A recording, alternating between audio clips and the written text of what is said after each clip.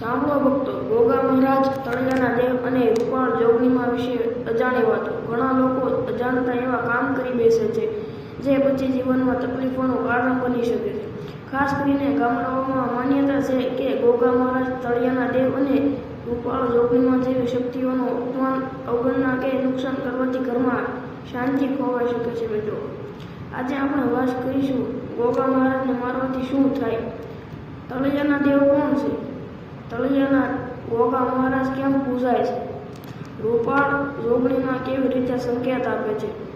ઘણા લોકો રસ્તામાં, ખેતરમાં કે તળિયા પાસે જો કોઈ સાપ દેખાય તો તરત મારી નાખે છે. પણ શું તમે જાણો છો કે કેટલાક લોકો સાપને ગોગા મહારાજનું સ્વરૂપ માને છે? ખાસ કરીને ગામડામાં માન્યતા છે કે નાગ દેવતા અને ગોગા મહારાજ એક જ શક્તિના પ્રતીક છે. જો કોઈ અજાણતા કે ગુસ્સામાં સાપને મારી નાખે તો લોકો માને છે કે ઘરમાં અશાંતિ વધે, કામમાં અટકણ આવે, વારંવાર ઝઘડા થાય, સંતાન સુખમાં વિઘ્ન આવે, રાત્રે ડરાવના સપના આવે. આ બધું દરેકને થાય એવું જરૂરી નથી, પણ ભક્તિમાં માનનાર લોકો માટે આ સંકેત ગણાય છે. ગોગા મહારાજ કોણ છે? ગોગા મહારાજને ઘણા લોકો નાગ દેવતા, ઝહેરવીર, ગોગા બાપા તરીકે ઓળખે છે. તેઓને ખાસ કરીને સર્પદંશથી બચાવનાર દેવતા માનવામાં આવે છે. ગામડાઓમાં આજે પણ લોકો ગોગા મહારાજને મોઢે જઈને નાળિયેર ચડાવે, ધૂપ દીવો કરે, માથું ટેકે, સંતાન સુખ માટે પ્રાર્થના કરે. કહેવામાં આવે છે કે જ્યાં ગોગા મહારાજની કૃપા હોય ત્યાં ઝેરી જીવજંતુઓથી રક્ષણ મળે છે. ગોગા મહારાજને મારવાથી શું તકલીફ પડે? જો કોઈ ગોગા મહારાજનું સ્થાન તોડે, મઢમાં અપમાન કરે અથવા સાપને ઈરાદાપૂર્વક મારે તો લોક માન્યતા મુજબ પેલું, ઘરનો વિકાસ અટકી જાય,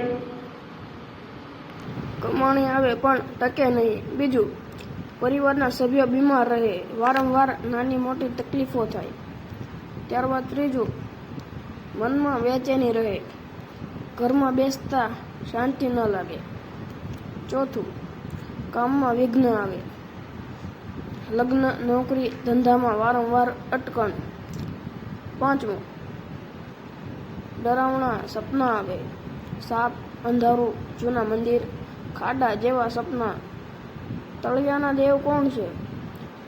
ઘણા ગામોમાં તળિયાના દેવ એટલે જમીન, તળાવ, કૂવા, ખેતર કે ગામની રક્ષા કરનાર દેવતા માનવામાં આવે છે.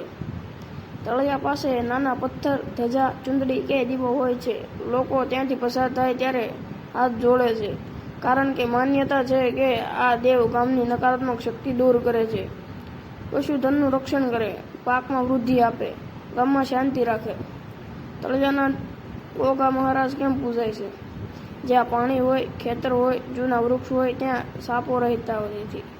તેથી લોકો એ જગ્યાએ ગોગા મહારાજની સ્થાપના કરતા.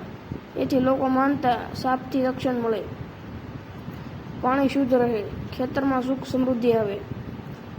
રૂપાળ જોગણીમાં કોણ? રૂપાળ જોગણીમાં શક્તિ સ્વરૂપ માતાજી છે. ભક્તો માને છે કે તેઓ ભક્તોને રક્ષણ આપે છે, ડર દૂર કરે છે અને અચાનક તકલીફોમાં મદદ કરે છે.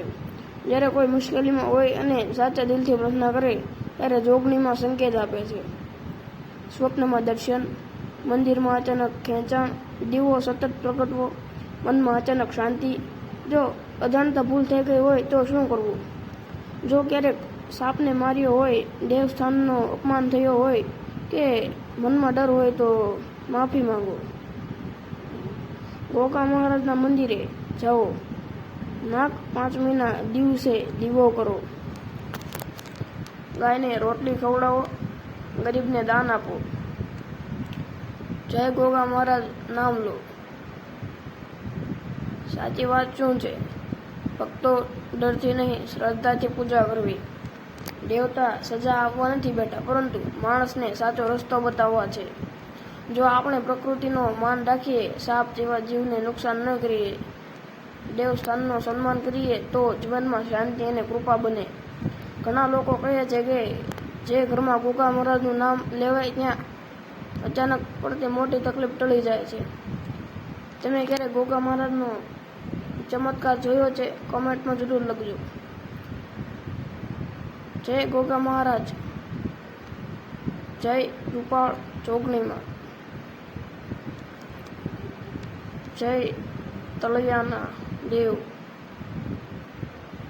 જય માતાજી.